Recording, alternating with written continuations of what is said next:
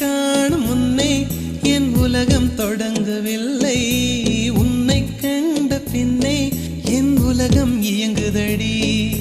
வானத்தில் ஏறியே மின்னல் பிடிக்கிறவன் பூக்களை பறிக்கவும் கைகள் நடுங்குகிறேன். பகவான் பேசுவதில்லை, அடபக்தியும் குறைவதும் இல்லை. காதலி பேசவும் இல்லை, என் காதல் குறைவதும் இல்லை.